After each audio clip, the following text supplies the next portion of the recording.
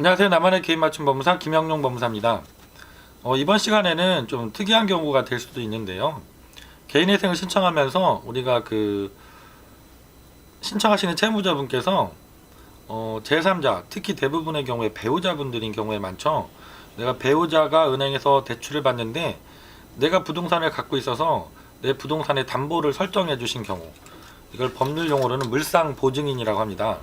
제3자를 위해서 내 소유 부동산을 물상보증으로 제공한 경우에 어떻게 처리를 하는 것인지 이 부분에 대해서 설명을 드리려고 합니다.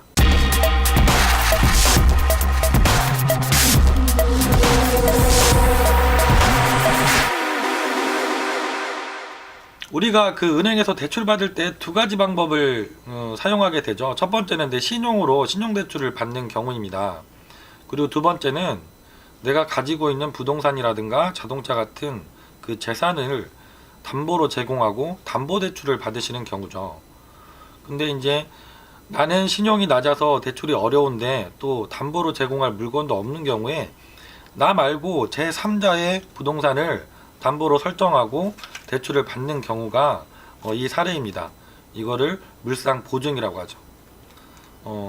내가 대출을 받는데 와이프가, 내 배우자가 대출을 받는데 부동산은 내가 갖고 있어서 은행에 내 부동산을 담보로 걸고 배우자 명의로, 배우자가 채무자가 되어서 대출을 받고 이렇게 상담 신청을 주신 경우가 지난주에 있었습니다.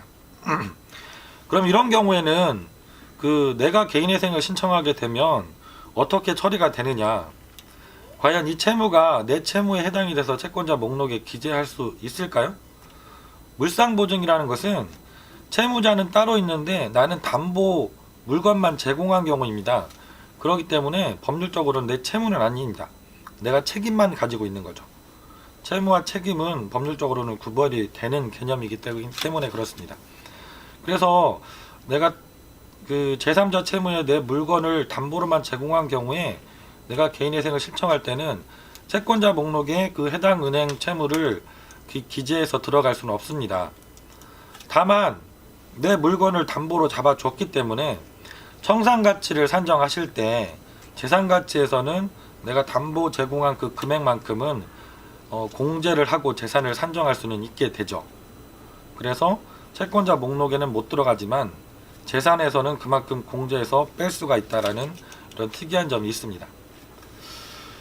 이렇게 따지면 내가 재산이 있는 경우에 그럼 신청 전에 다른 사람이 은행에서 대출 받을 때 내 부동산을 담보로 주고 재산을 좀 가치를 낮추면 개인회생하는 게 좀 쉬워지지 않느냐, 이렇게 생각하실 수도 있습니다. 하지만 법원에서도 당연히 이게 편법적으로 이용될 수 있다는 걸 알고 계시기 때문에 최근에 이렇게 내 물건을 제3자 채무에 담보로 제공하고 개인회생이 들어오면 해당 부분을 엄밀하게 검토를 하시죠. 그래서 제3자가 대출받은 돈의 사용처도 엄밀하게 보시고 제3자가 채무를 변제할 가능성이 있는지 여부도 엄밀하게 검토를 하시고 이렇게 꼼꼼하게 판단을 하고 계시기 때문에 이거를 개인회생을 좀 손쉽게 변제금을 낮추는 방법으로 사용할 수 있다라고 생각하시면 안 됩니다. 그것은 오늘은 조금 법률을 잘 모르시는 일반인들께서 좀 궁금하실 수 있는 부분인데, 내가 채무자가 아니지만 다른 사람이 은행에서 대출받을 때 내가 담보로 내 물건을 제공해 준 경우에 이게 개인회생 진행하면서 어떻게 처리가 되는지 개인회생과 이 물상보증 문제에 대해서 설명을 드렸습니다. 더 궁금하신 분들은 김영용 법무사에게 전화 주시면 가능하면 제가 모든 분들께 전화를 드리고 상담을 직접 해드리고 있으니까요.